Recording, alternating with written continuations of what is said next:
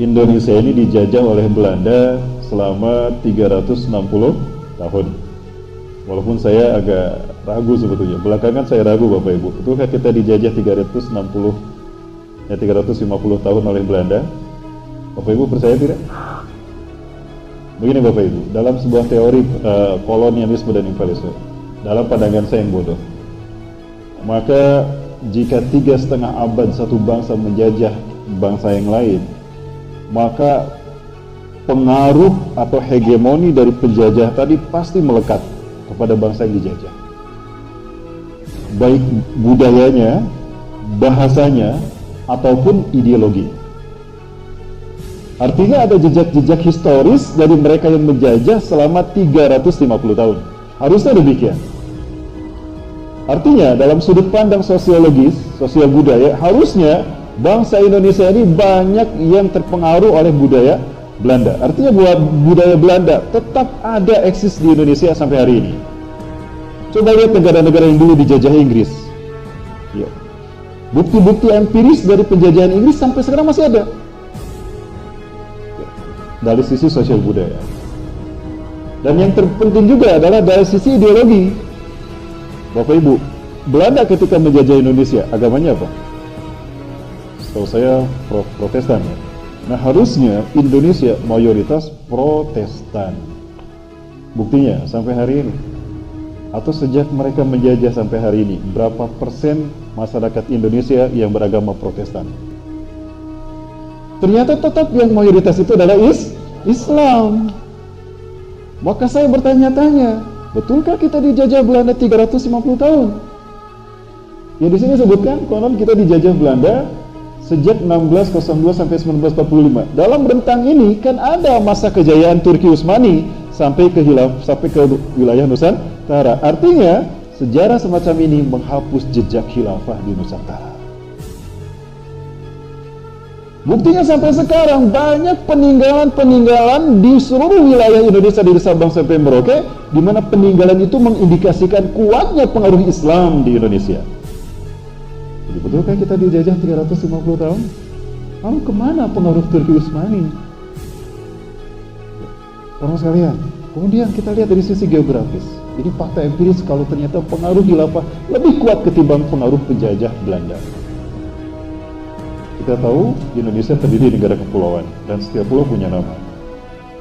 Pulau terbesar ada pulau terbesar sebelah barat namanya Sumatera. Sumatera itu bahasa Arab, bukan bahasa Belanda. Dari kata Asy-Syamatirah, artinya mahkota. Loh, bukan? Yang berpengaruh Islam, Arab, bukan Belanda. Pulau Jawa juga bahasa Arab sebetulnya. Suatu tempat yang tinggi, perbukitan, pegunungan yang tinggi. Ya, lingkungannya, milieunya disebut Al-Jawu. Ya. Kemudian dibagi 3, Jawa Gorbiyah, Jawa Wusta, Jawa Syarqiyah, Jawa Barat, Jawa Tengah, Jawa Timur. Ya, kemudian ada Makassar. Makassar itu bahasa Arab sebetulnya. Tempat yang terpecah-pecah. Ya, kemudian ada Maluku, dulu namanya Jaziratul Muluk. Negeri para raja-raja Islam, khilafah Islam, sultan-sultan yang banyak yang tinggal di Maluku. Karena jazirah itu indah sekali, maka dinamakan Jaziratul Muluk. Datang Portugis, diganti namanya menjadi Maluku.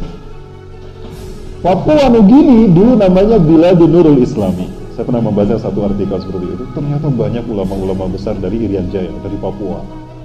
Dan dulu namanya Biladun Nurul Islami. Datang Belanda Portugis menjajah Indonesia, diganti namanya menjadi Papua Nugini, Bapak Ibu sekalian. Nah, jadi banyak jejak khilafah yang kemudian dihapus oleh mereka yang menjajah tanah air kita. Sehingga di situ saya makin yakin bahwa jangan-jangan kita dijajah Belanda tidak 350 tahun. Yaitu klaim mereka untuk memutuskan sejarah. Dan biasanya Yahudi seperti itu. Sebagai contoh, ketika mereka ingin menunjukkan kalau yang disebutkan Allah itu adalah Nabi Ishak bukan Nabi Ismail, kan Allah pernah berkata begini, berfirman begini pada Nabi Ibrahim, wahai Ibrahim, sesungguhnya aku akan memberikanmu kepadamu seorang anak, dan dari keturunannya lah yang kami akan menjadikan keturunannya sebagai bangsa-bangsa yang besar di muka bumi. Saat itu Nabi Ibrahim belum punya anak, dan anak pertama yang lahir dari istri Nabi Ibrahim adalah Nabi Ismail. Nabi Ismail lahir dari siapa? Siti Hajar. Siti Sarah memang istri yang pertama, tapi belum punya anak. Makanya hijrah ke Mesir untuk menyelamatkan Siti Hajar, putri seorang raja Mesir yang telah digulingkan.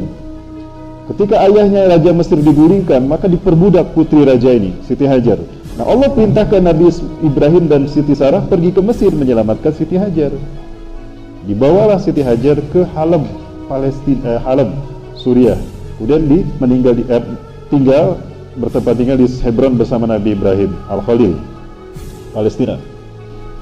Nah, dari situlah kemudian ditikah oleh Nabi Ibrahim dan punya anak Nabi Ismail. Nah, bangsa Yahudi ingin menghapus sejarah itu. Nabi Ishak kan lahir 14 tahun setelah Nabi Ismail, maka dipotong sejarahnya. Harusnya 2600 tahun jarak dari Nabi Ibrahim ke Rasulullah, dipangkas 200 tahun, jadi 2400 tahun. Tujuannya apa? Untuk menunjukkan kebesaran Bani Israel. Dan bangsa Arab dihapus sejarahnya. Padahal Mekah dan Jazirah Arab besar itu karena keturunan Nabi Ismail, bukan karena keturunan Nabi Ishak. Begitulah cara-cara mereka. Gelagatnya sama ketika mereka menjajah Indonesia. Dan ketika Belanda hengkang dari Indonesia, apakah jejaknya hilang begitu saja? Tidak.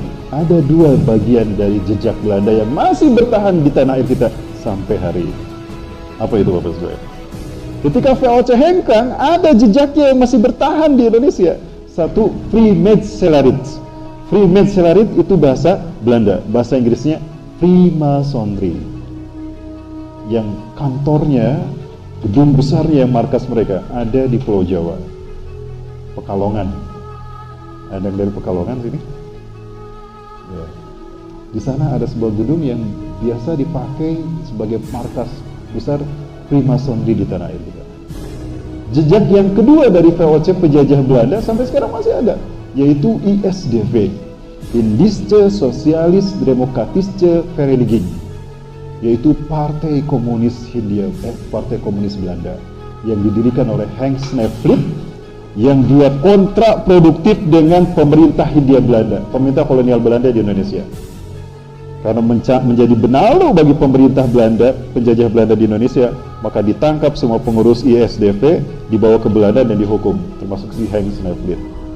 Nah, ternyata mereka sudah mengkader anggota ISDV dari pribumi.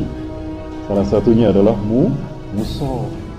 Maka ketika mereka, orang-orang Belanda, pengurus dan pendiri ISDV dibunuh, ditangkap dan diasingkan ke Belanda dan dihukum, maka di Indonesia dilanjutkan oleh Musso. Ya, waktu itu namanya PKHI, Partai Komunis Hindia Belanda di Indonesia. Nah, kemudian Musso melakukan pemberontakan di Madiun, mati dengan pergerakan, berhasil ditumpas dengan pergerakan TNI di bawah pimpinan Jenderal Sudirman, Allahu Yarham. Maka kemudian sempat dilarang. Ternyata kadernya muncul yang bernama Aidit. Dan Aidit di usia 30 tahun berhasil memperkuat PKHI menjadi PKI. Kalau tidak salah namanya PKI, berubah menjadi PKI. Dan dalam waktu cepat PKI banyak pengikut di Indonesia dan menjadi partai yang ikut pemilu melawan Masyumi. Tapi alhamdulillah kalah tahun 55 pemilu di Indonesia dan yang menang adalah Masyumi. Namun karena manuvernya hebat kepada pendekatannya pada Soekarno, Masyumi pun dekret, sehingga gagal idealisme Masyumi untuk mengamalkan syariat Islam di tanah air Indonesia. Maka Pancasila pun dibiri. Tanda petik ya, Pancasila pun dibiri. Baik Bapak Ibu rahmati Allah, itu cerita sedikit tentang sejarah penambahkan nikmat Allah. Dan kemudian karunia Allah berikan kepada bangsa ini dengan dibacakannya teks proklamasi menandakan Indonesia terlepas secara de facto dan de jure dari Belanda. Tanda petik, merdeka. Saya sebut tanda petik. Kan judulnya Ilusi Kemerdekaan. Sebentar Bapak Ibu. Bapak Ibu yakin kita sudah merdeka? Ada teman yang cerita di mana ya? Saya lupa lagi. Ustaz, ternyata ritual-ritual balap karung, balap kelereng dan sebagainya itu ternyata sejak telah ada sebelum Indonesia merdeka. Jadi balap karung, karung goni itu ternyata tradisi zaman dulu sejak kita dijajah. di mana penjajah Belanda senang melihat kita beratraksi. Salah satu atraksi yang selalu diadakan, di mana yang melakukannya kita yang dijajah, itu rakyat Indonesia oleh Belanda diperintahkan supaya berlomba-lomba, membuat mereka senang. Ya, yang bertahan sampai hari ini adalah balap karung Boni.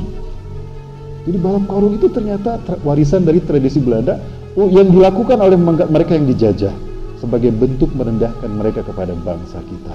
Ayeuna aya keneh balap karung. Katanya sudah merdeka, tapi cara Belanda mempermalukan kita masih dilakukan. Oh, jadi kumaha masih merdeka Bapak Ibu? Sudah merdeka. Baik. Bapak Ibu dimati Allah, dan ketika pun proklamasi ini dibacakan, saya bertanya Bapak Ibu, adakah pengakuan langsung kemudian disambut kemerdekaan Indonesia dari bangsa-bangsa Barat? Tidak.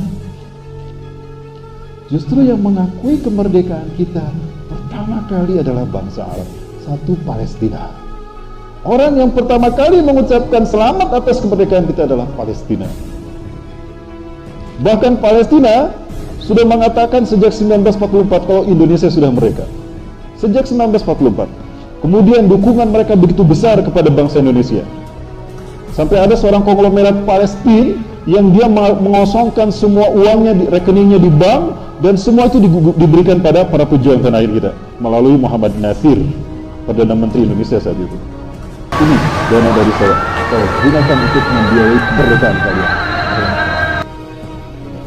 Kita punya hutang budi kepada Palestina yang sampai hari ini belum merdeka. Dari 28 negara anggota Konferensi Asia Afrika tahun 55, cuma Palestina yang belum merdeka sampai hari ini karena masih dijajah. Tapi di mata kami Palestina adalah negara yang sudah merdeka. Hanya ada negara yang benalu yang menjajahnya. Ya, tapi sebetulnya sudah merdeka karena kita berhak untuk menegakkan Islam di Palestina. Betul?